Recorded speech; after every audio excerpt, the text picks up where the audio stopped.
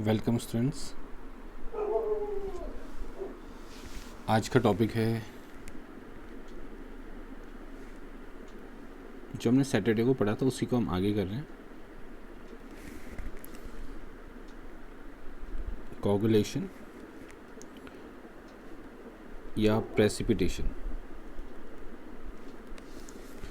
Suppose ये मेरे पास एक कोलॉइडल सॉल्यूशन है और डेफिनेटली इसमें क्या होंगे, इसमें होंगे कोलॉइडल पार्टिकल्स। ये कोलॉइडल पार्टिकल्स हैं। हमने क्या किया, हमने इसमें कुछ ऐड कर दिया। वी ऐड सम सब्सटेंस, और सब्सटेंस ऐड करने के बाद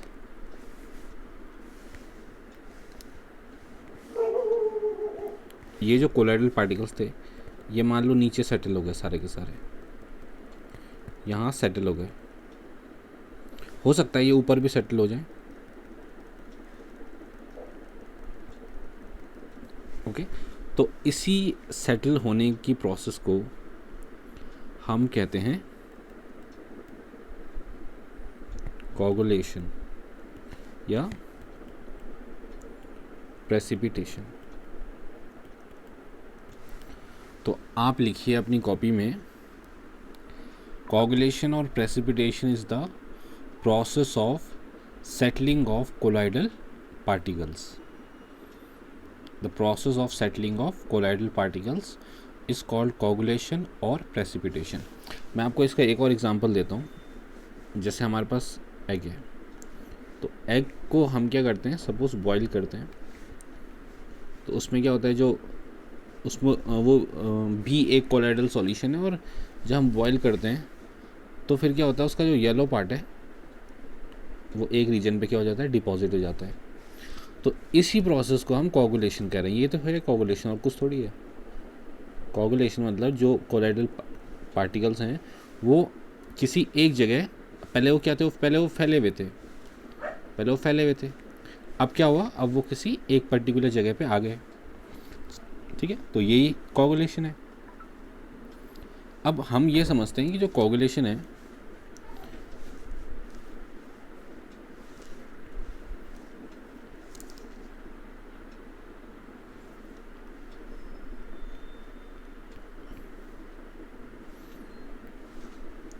जो कोगुलेशन है उसको किस मेथड से किया जाता है। मेथड ऑफ कोगुलेशन, तो काफ़ी सारे मेथड हैं। जैसे सबसे सिंपल है बॉइलिंग, आप बॉईल कर लो। दूसरा मेथड है आप कुछ ऐड कर लो, you can add any electrolyte. कोई एक पर्टिकुलर इलेक्ट्रोलाइट आप ऐड कीजिए। तो इलेक्ट्रोलाइट कैसे काम करता है वो आप इस एग्जांपल में समझिए।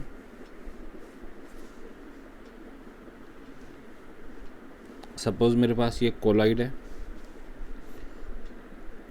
है सिल्वर आयोडाइड का, और आपको तो जैसे पता ही है कि कोलॉइड में चार्ज होता है, तो इसमें ये नेगेटिव चार्ज है। ठीक है,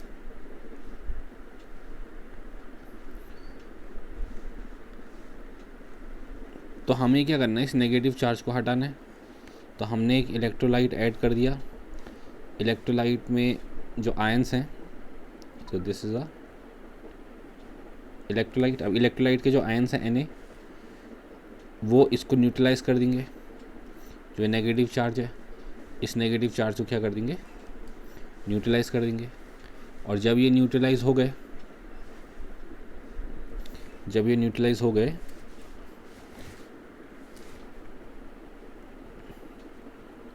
तो क्या होगा, ये जो नेगेटिव चार्ज है ये हट जाएगा, और इसी को हम क्या कहेंगे, ये कोगुलेट हो चुका है। तो दिस इज़ कोगुलेशन। ठीक है, कहाँ से हमने समझा, एक बार फिर से देखते हैं। ये हमने देखा, फिर एग का एग्जांपल देखा, फिर मेथड्स ऑफ कोगुलेशन में ये देखा हमने। ठीक है, अब इसमें और भी मेथड्स होते हैं, और भी मेथड हम देख लेते हैं।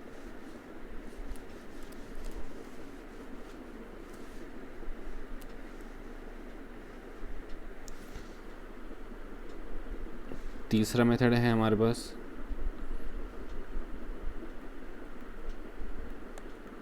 इलेक्ट्रोफोरेसिस, ये हम सेपरेटली पढ़ेंगे, अलग से पढ़ेंगे इसको। और एक होता है डायलिसिस। डायलिसिस हम कर चुके हैं, इसमें इलेक्ट्रोडायलिसिस भी था। अब इलेक्ट्रोफोरेसिस हमारे लास्ट का टॉपिक है। इलेक्ट्रोफोरेसिस हम बाद में करेंगे, लेकिन उससे पहले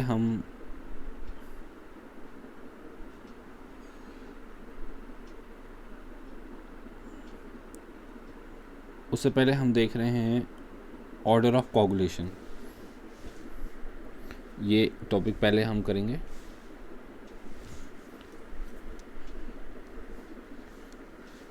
हेडिंग है order of coagulation. So order of coagulation में या ऑर्डर ऑफ प्रेसिपिटेशन में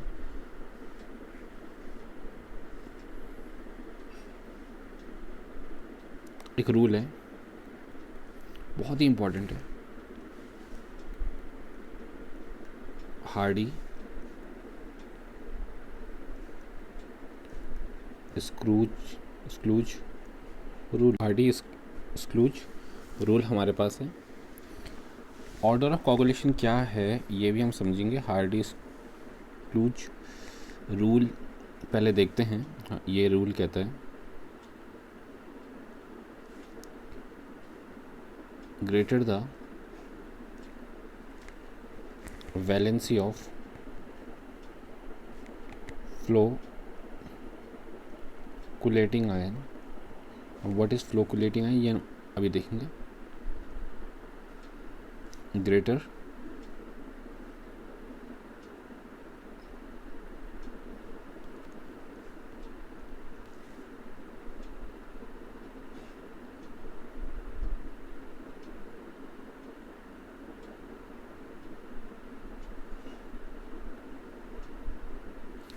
is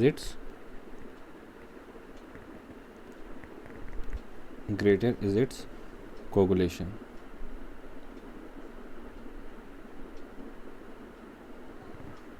तो हम इस रूल को एक एग्जाम्पल से समझते हैं।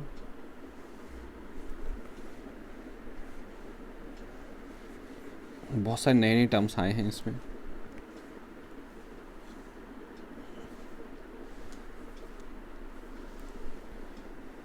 हम एक एक्सपेरिमेंट करते हैं पहले।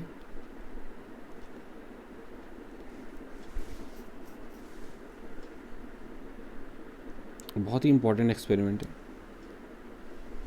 एक ट्यूब बनाई है,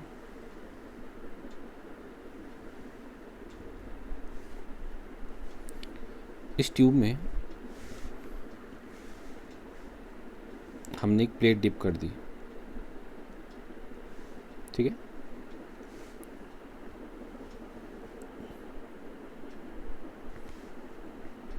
और यहाँ पे भी हमने एक प्लेट डिप कर दी है। तो इसको हमने कनेक्ट किया है नेगेटिव टर्मिनल से, इसको कनेक्ट किया है पॉजिटिव टर्मिनल से। Let this be anode, let this be cathode. और यहाँ पे ये है हमारे पास कोलाइडल सॉल्यूशन। और कोलाइड्स में क्या होते हैं? कोलाइड्स में होते हैं चार्ज, तो इनमें चार्ज भी है। तो सपोज जो कोलाइडल पार्टिकल है दे आर नेगेटिवली चार्ज, उनमें नेगेटिव चार्ज है। तो ये मान लीजिए कोलाइड है, दिस इज अ कोलाइड, और इसमें कैसे चार्ज है? इसमें नेगेटिव चार्ज है, ठीक है। अब आपको पता है नेगेटिव कहाँ जाएगा? यहाँ पे पॉजिटिव चार्ज है, तो नेगेटिव वाला कहाँ जाएगा? ये सब मूव करेंगे, यहाँ पे ये सब मूव करेंगे। तो इन जिस कोलाइड में चार्ज होता है उसको कहते हैं फ्लोकुलेटिंग आयन। आया समझो? अब यहाँ पे मान लो ये आयन है ए, ये आयन है बी, ए नेगेटिव बी नेगेटिव, ये है सी नेगेटिव। तो कौन तेज भागेगा? तो मान लो इसका नेगेटिव चार्ज है -3, इसका है -2, इसका है -1। तो सबसे तेज भागेगा जिसका चार्ज क्या होगा? ज़्यादा होगा तो सबसे पहले कौन पहुँचेगा, ए सबसे पहले पहुँचेगा, फिर कौन पहुँचेगा, बी पहुँचेगा, और फिर सबसे लास्ट में कौन पहुँचेगा, सी पहुँचेगा, क्योंकि उसका जो चार्ज है, उसकी जो वैलेंसी है वो सबसे कम है। और बच्चों इसी प्रोसेस को हम इलेक्ट्रोफोरेसिस भी कहते हैं। अभी हमने देखा था इलेक्ट्रोफोरेसिस क्या है, तो यहाँ पे हम तीन चीज़ें समझ रहे हैं। तो अगर जो आया हमारे पास व्हाट इज़ इलेक्ट्रोफोरेसिस, तो अगर जो हमारे पास आया व्हाट इज़ इलेक्ट्रोफोरेसिस, तो क्या लिखेंगे, आप लिखिए, मैं डिक्टेट करता हूँ। It is the movement of colloidal particles under applied electric potential. Applied electric potential, it is the movement of, ये मूव कर रहे हैं ना, it is the movement of colloidal particles under applied electric potential. So this is electrophoresis process, ये भी हो गया cover. और हार्डी स्क्रूज रूल हम कर रहे थे। हार्डी स्क्रूज रूल बेसिकली इसी पे ही डिपेंड करता है।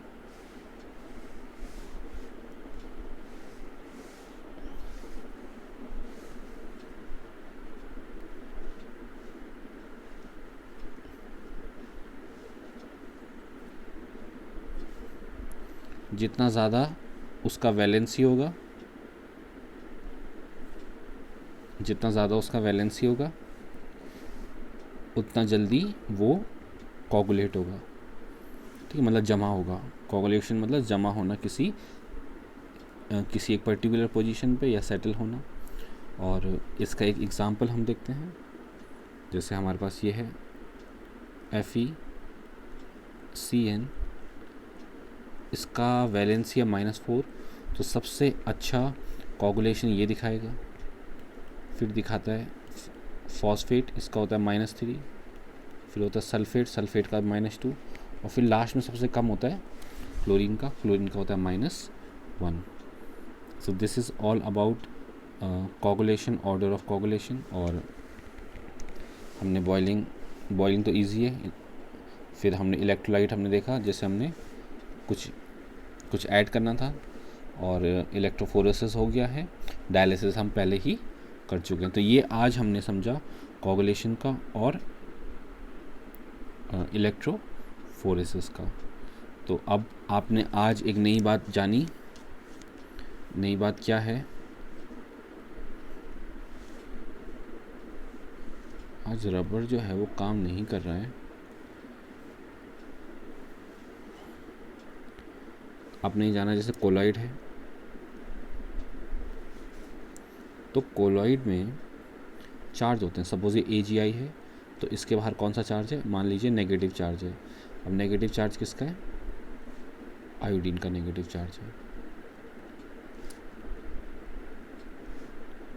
आयोडीन का नेगेटिव चार्ज है इसमें, और एक लेयर इसमें बन गई। ये देखिए, ये लेयर किसकी है, ये आयोडीन की है। अब एक और चीज़ें मान लो, इसमें हमने एक चीज़ डाली, पॉजिटिव चार्ज भी हमने डाल दिया, तो पॉजिटिव चार्ज भी इसमें जमा हो सकता है। तो पोटेशियम भी है इसमें।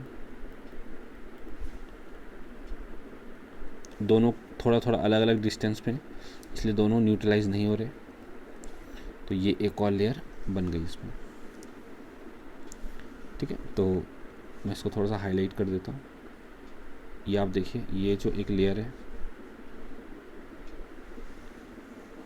ये जो आप लेयर देख रहे हैं, ये अंदर वाली लेयर जिसमें आयोडीन है, एक लेयर ये हो गई,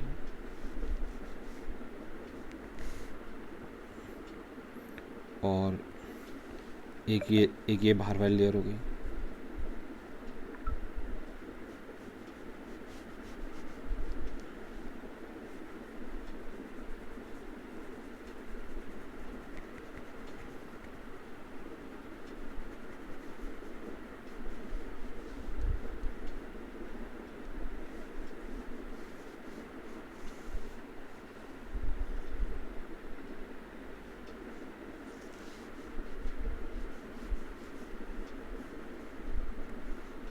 ठीक है, तो यहाँ पे 2 लेयर हैं हमारे पास, और जो अंदर वाली लेयर है, जो फर्स्ट लेयर है,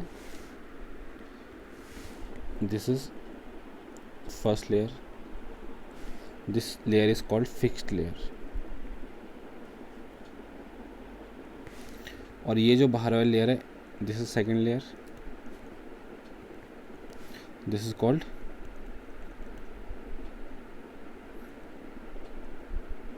diffuse layer.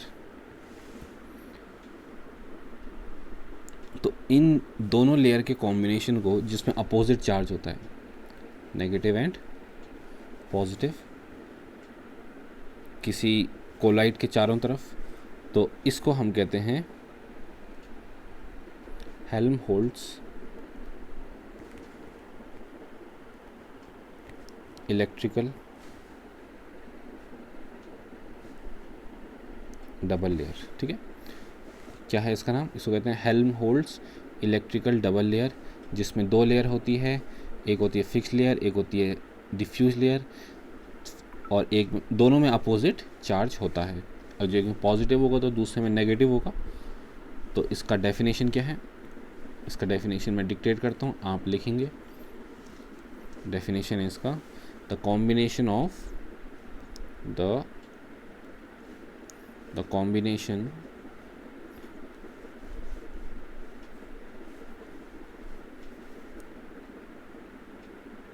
combination of 2 layers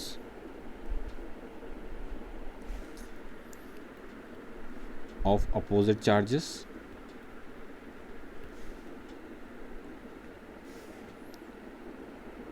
around colloidal particles। Correct. So this is all about.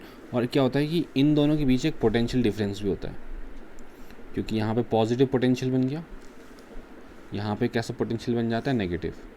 तो इन दोनों के बीच जो पोटेंशियल डिफरेंस है उसको हम कहते हैं ज़ीटा पोटेंशियल। तो आज का टॉपिक बहुत ही इंपॉर्टेंट है, ज़ीटा पोटेंशियल कहते हैं, या फिर इलेक्ट्रो काइनेटिक पोटेंशियल भी कहते हैं। फिजिक्स में आप पोटेंशियल पढ़ लोगे, पोटेंशियल क्या होता है, कैसे बनता है।